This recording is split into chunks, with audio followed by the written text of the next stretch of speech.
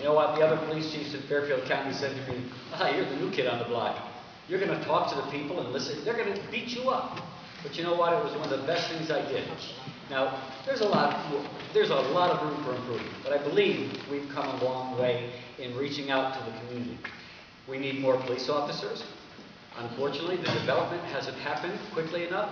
I had a plan of putting 5 police officers on the department each year for the next 4 years, bringing our department up to a staff of 200 police officers, increasing the size of community policing. I had a plan that would divide the city into quadrants, and in each of those quadrants, there would be neighborhood sections, and community police officers would be assigned to all those areas. You know what?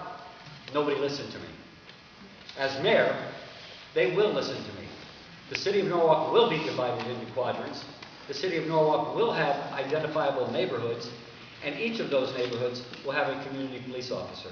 Now, we've increased the size of the community police program under my leadership, but it hasn't grown far enough. So we need to make sure that we get more community police officers out there, walking the beat, talking to the people, stop, walk, and talk programs, bicycle patrol, all those kinds of things. And we need to identify the hot spots and pay attention to the hot spots. And I don't mean just sitting there for a few minutes and then leaving. I mean paying attention to those hot spots.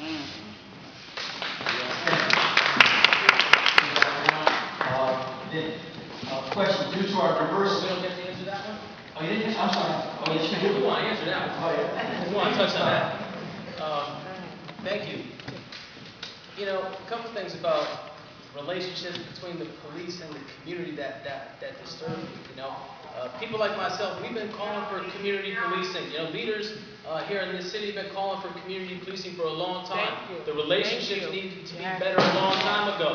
The community cried out a long time ago and said that we have gangs in our schools, they're infiltrating our neighborhoods, they're hurting our kids. This is going back 10 years ago now. But what happened was people in power turned a blind eye. And what happened was, and I'll be candid with you, people lost their lives because of that.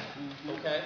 Now what we need to do, and I applaud the new chief for going out there and putting his officers on the street. And his officers have had a bigger presence out there. But we do need to do more. It does need to be enhanced.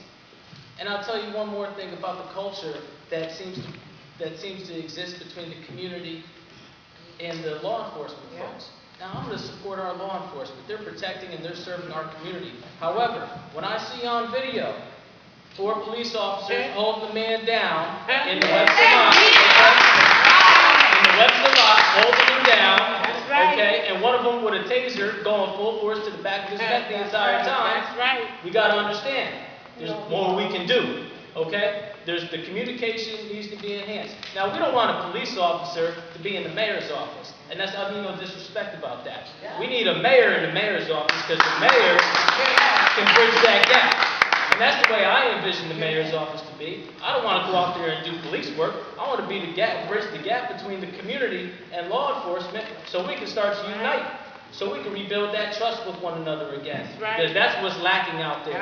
The trust, the accountability. So that's the kind of mayor we're going to have with me. And I look forward to more prosperous neighborhoods in our city because we need to do more for those folks. Thank you.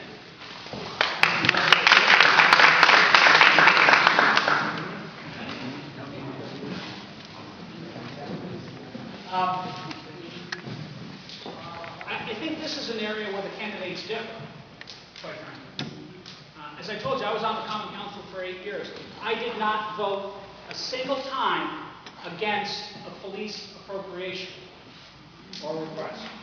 I voted for every single time the police asked for anything to help them. And I don't ever remember, in the 8 years I was on the council, ever being asked to vote for increased funds for community policing. I believe we need to put more police on the street. I believe we need to have a police presence that's with our community, not against our community. And I believe that community policing saves people's lives and property and makes them feel safer when police are part of the community, not against the community. And we need to get them out of their cars and off their cell phones and get them out of the neighborhood.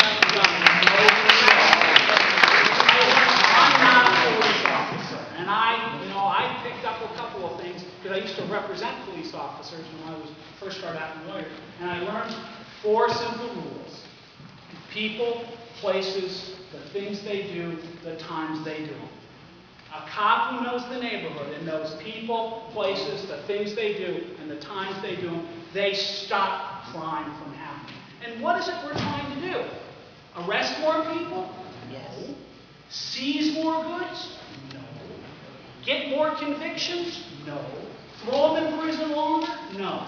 We're trying to stop crime. We're trying to get folks, and we need to do that 2 ways. We've got to make sure our young people understand that they have opportunities. That they have an opportunity for a good job, for a good work. That's why I have a jobs plan. That's why I support social service programs, to give people a choice. But then we also have to make sure our communities, all of our communities, feel safe.